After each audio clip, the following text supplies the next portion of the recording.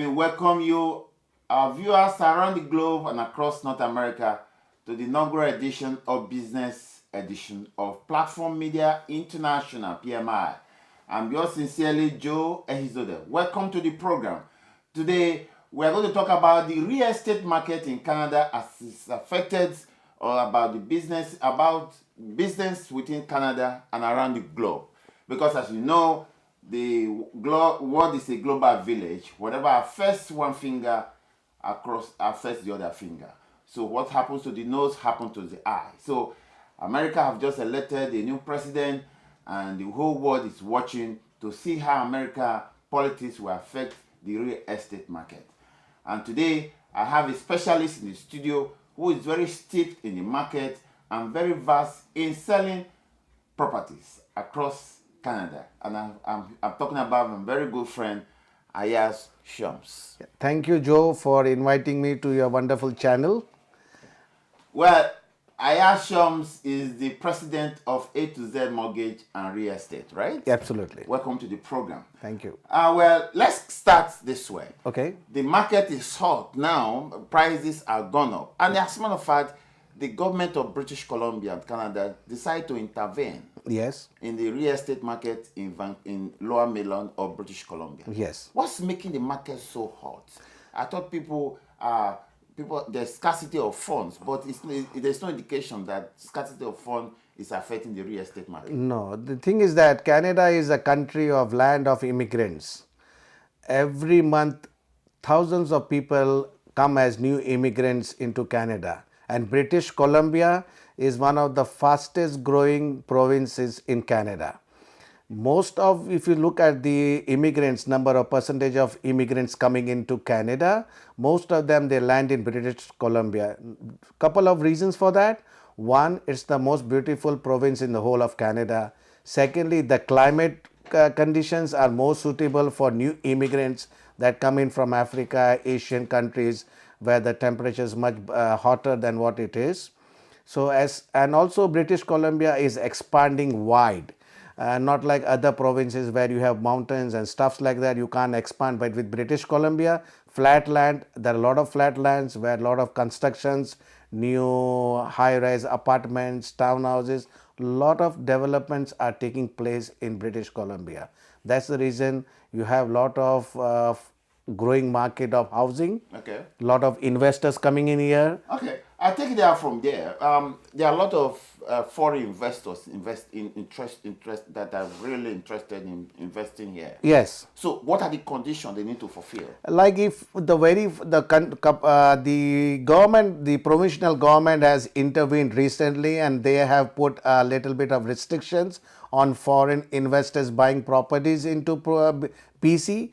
And one of them, if you are not a permanent resident and you are not a citizen of this country, and if you want to buy as an investor into this country, you need to pay 15% provisional tax to the government in buying the property. For example, if you are buying a property valued 400,000, then 16,000 would be the tax that you would have to pay To the government. to the government in order to buy as an investor or as a visitor to this country. Okay. That's one of the restrictions that they have recently put, because the way the market was going in the last couple of years, it was just booming. The foreigners are capable of snapping up all the available property. Yes, yes. And then the citizens can't find any property. Yes, and they found it difficult to buy. Okay. Now, let's go to your business. Yes. What stands you out in the provision, in the services that you offer your clients? Yeah, see, basically, I'm a realtor and a mortgage broker. So I'm actually a person right from buying a property in terms of investment, in terms of living into the property, or for future development properties.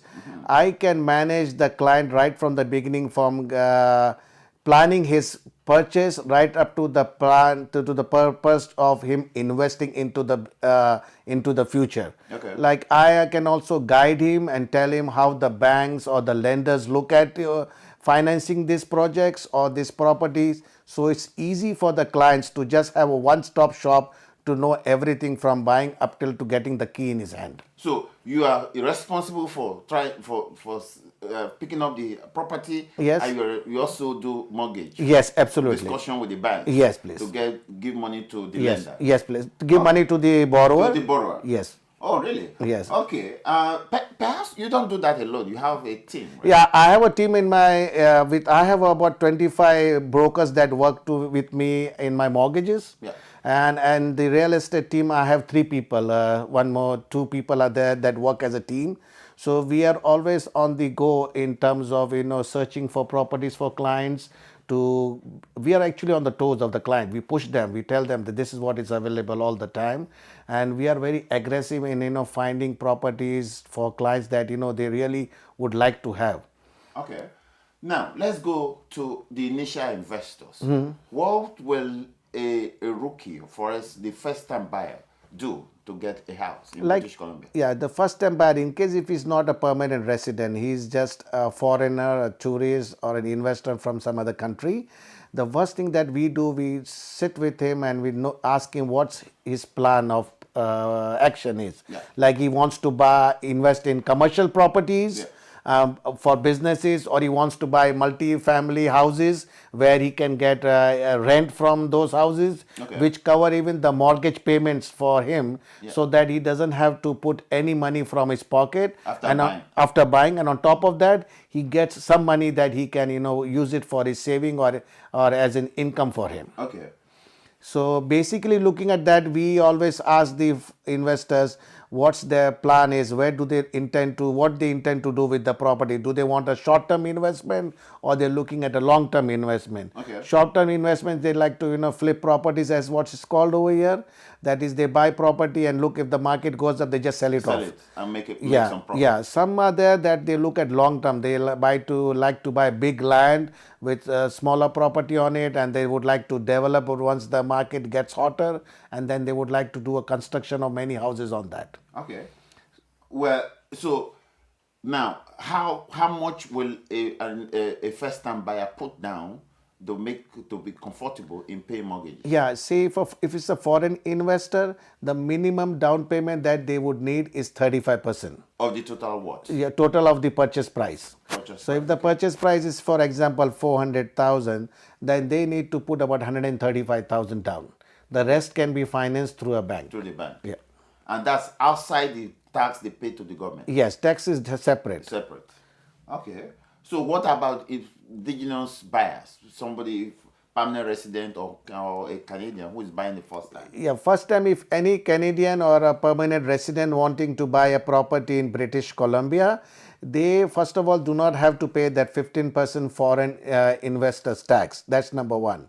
Number two, as per the government laws, any property that a first time home buyer buys up to a limit of 475,000, he does not have to pay any purchase transfer tax. Okay. Any property that he buys over and above 475,000, then there is a purchase transfer tax that has to be paid. This purchase transfer tax is a tax of the city that's been given by the purchaser to the city at the lawyer's office. Okay. And the calculation for that is, on a first 200,000, it's 1%, and on the balance, it's 2%. Well, you seem to rule out the figures without looking at any book. You must have been in this business for a while. Yeah, I've been. Well, I have this kind of questions coming in, and we do this day in and day out. So we. Okay. So in the areas that you serve, any restriction on the type of service you provide for residential or business? Both. It's residential as business. As people over here, what they do, they buy residential first. That's the foremost thing that they have. Once they buy something, then they look for commercial properties to buy. There are people that buy multi-family house that have got an apartment that has about 15, 16 units in that, and then they rent out each unit and they make money out of that too. Okay. Now, the question that my friends ask me when I travel, they, like those who want to invest in Canada, they say, what is the propensity for them to get their money back when you invest in property in Canada? What is it? Yeah, see, if we look back at all the trends for the last 10 years or 15 years, land has never betrayed anybody. Anybody that has invested in properties over here has always made money. It's not that I'm just giving you something off record, the detail or something, but the way the country as Canada as a whole has developed, because being land of immigrants and a lot of immigrants are still coming in, the prices of housing market has gone up steadily, at times very sharply too, but it has never dropped down drastically. People have not lost money. Of course, I can understand there are few people who must have bought at the peak and then they panic and they sell at the time when it's just balancing out. So they think that they have not made money. But overall, everybody has made money that has bought properties. My friend who is into property gave me an advice. I don't know Yeah. if it's right. Uh-huh. He said you can never get it right. You can never get it wrong when you invest in property or family. Is that correct? Yes, if you buy a properties of family like multifamily or houses and everything, that property would always give you enough return that you will be happy at the end of the day. Really? Absolutely, And you're looking at the camera. You said that. absolutely true. Okay. So, what's you also importance of selecting professionals in making this business is that must be stressed. Yes, So, who are the professionals? How do you know the professionals? I didn't get you. No, the importance of selecting professional to advise you when you want to buy a house is it cannot be overemphasized. Now, how do you know a professional in this business? Somebody like you. How can we identify you? Well, it all depends upon, it's word of mouth, it's referrals. If you go in the market, you give our name and references, people who tell us about us. But while as investors are concerned, you can even do a Google search of us, our company and about me, and we can always prove it on paper that what we have done in the recent past, and we stand by what we say always. That's very good, Mr. Yas. Thank you very And I much. want to appreciate you coming to this program. Thank you very We'll much. continue to have you in this program to explain to our viewers on how to buy property and the advice or the pitfalls they have to avoid when they're buying properties. Yeah. And I guess you'll be able to provide that for our viewers. Absolutely. I would also request if anybody that has any questions to ask about this real estate or mortgages and how it's going to be done, do write an email to the channels and we will be happy to answer them promptly. All right, viewers. Thank That's Ayas Shums, the president of A to Z Mortgage Real Estate in Surrey, British Columbia. And I want to say thank you for coming Thank to you this very much program. for inviting He me. has advised that if you're a first-time buyer or if you're investing from outside, it is important that you select a professional, very good professional, which you profess that he is. And also, the amount of money you have to put down when you're buying a real property in British Columbia. Of course, you all know that British Columbia is one of the most beautiful places in the world. Right? Absolutely. And that's why we are called the beautiful British Columbia. Colombians, yeah. All right. So, viewers, that's me for Business Week that I've just started this inaugural edition. Keep tuning in to PMI and meet us on Facebook, Twitter, and every other place that we can find us. And on our email and on our 1-800 number, you can reach us there. I'm yours sincerely, Joe Ezode, signing off tonight and wishing you a happy night rest. Good night. Thank you.